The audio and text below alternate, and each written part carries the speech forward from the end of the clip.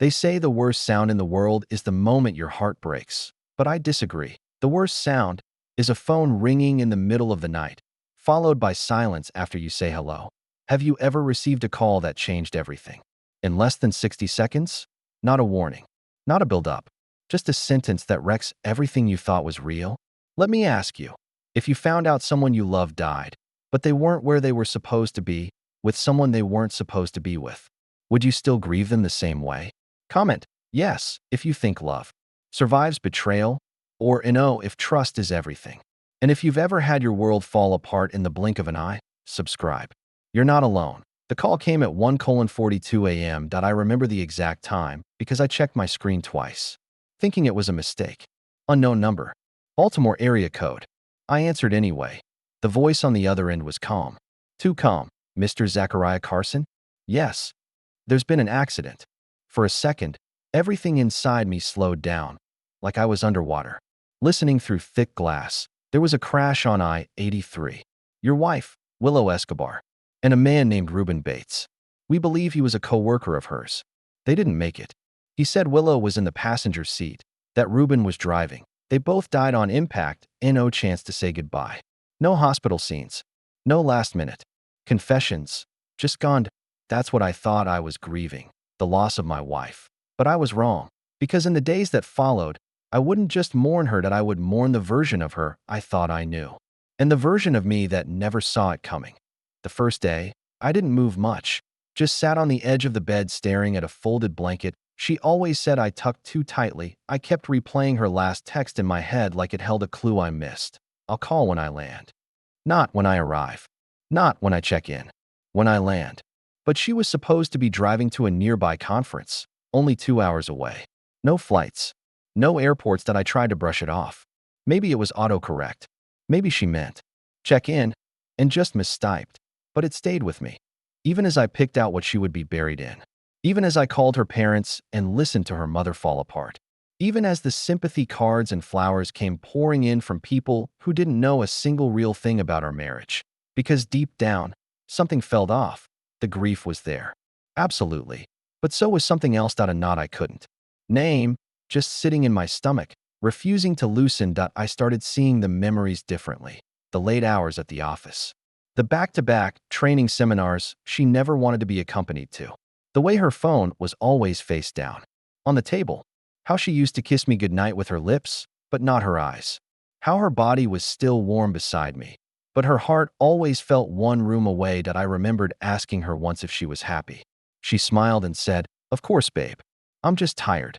But now I wondered if I'd mistaken distance for exhaustion and guilt for distraction. 3 days after the crash, I went to the pharmacy to pick up anxiety meds my doctor prescribed. Standing in line, I ran into Madeline Barnett, a friend of Willow's from her old marketing job that we hadn't spoken in months. She gave me that look, the one people give when they don't know if they should hug you or run away. She didn't hug me. She just put a hand on my arm and whispered, "You didn't know about Reuben, did you?" I blinked, and in that 1 second, it felt like everything in the room tilted sideways. Because whatever I thought I was grieving, I wasn't even close to the truth yet. The air at Reuben's funeral felt different. Heavy, but not with grief. More like something unsaid was trapped in the walls, weighing down every breath. It was smaller than Willow's service. Tighter circle. Closed casket. I wasn't sure why I went. Maybe curiosity. Maybe because I thought it would give me some sort of peace. It didn't. I stood near the back, letting my eyes scan the room. Not for anything, just drifting. And then I saw her. She wasn't crying. Wasn't hugging anyone. She sat in the front row, hands clenched in her lap, back perfectly straight, face pale and unreadable. Something about her pulled at me, not because she stood out, but because she didn't. No emotion. No chaos. Just this calm, like a fire burning behind glass. After the service, I was outside by the curb, not sure whether to leave or stay, when I felt someone step beside me. She didn't say anything at first. We just stood there, watching.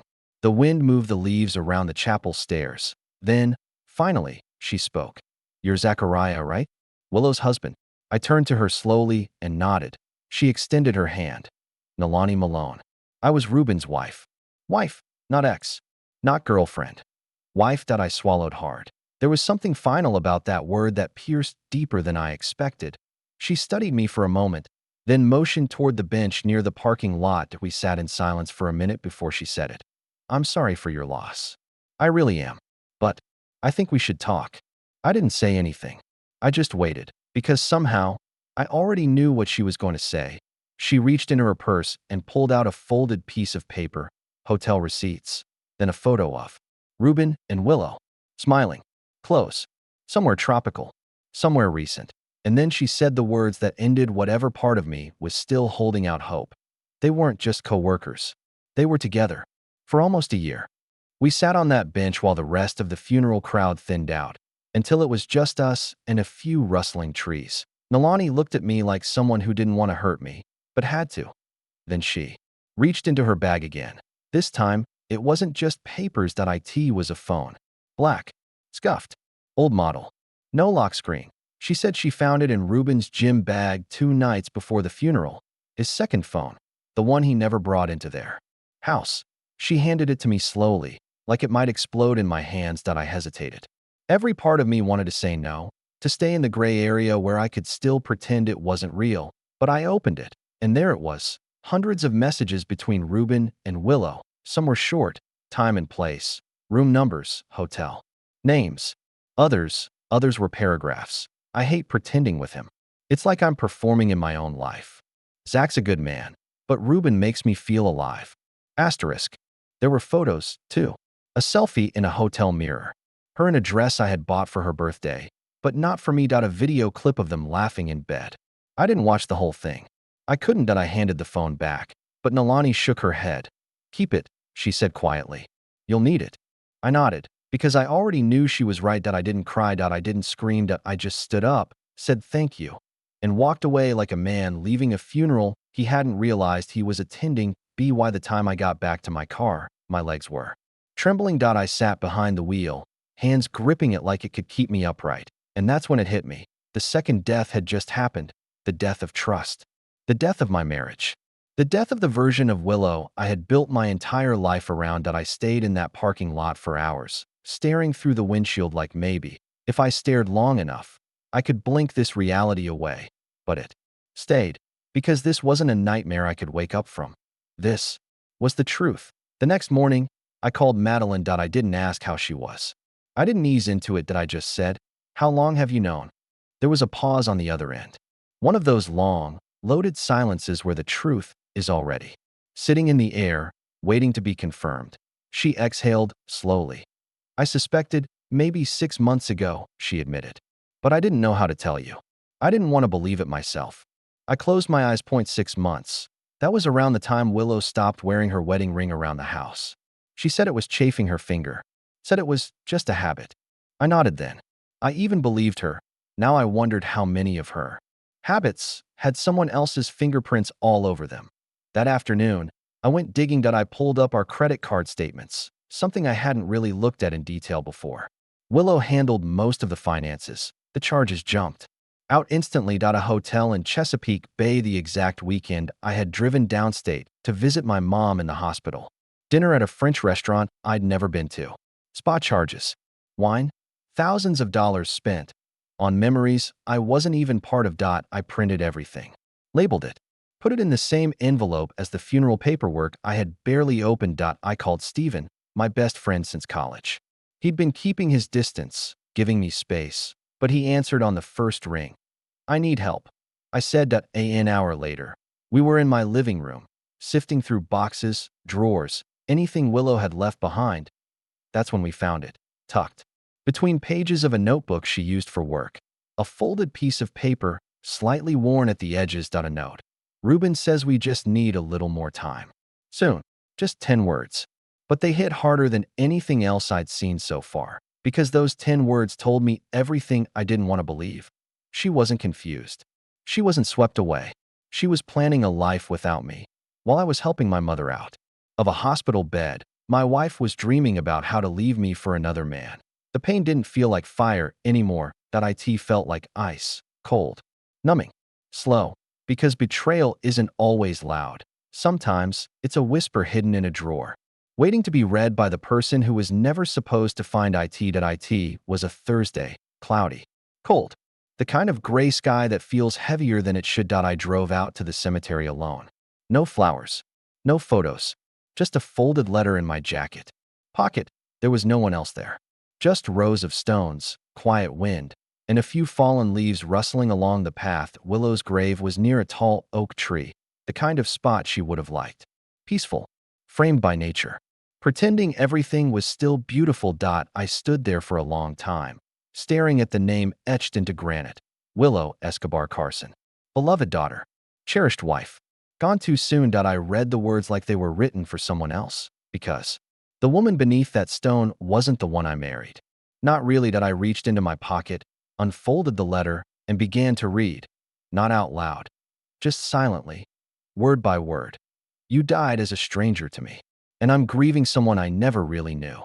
I don't know what was real anymore. The way you held my hand in bed, the way you laughed when I burned pancakes, the way you looked at me when I said forever. Did you mean any of it? Or was I just the man you settled for, until someone more exciting came along? I wanted to hate you. Still do some days. But mostly, I just feel empty. Not because you're gone, but because what we had was already gone long before the crash. I hope you found whatever you were chasing. I really do. Because I've stopped chasing you.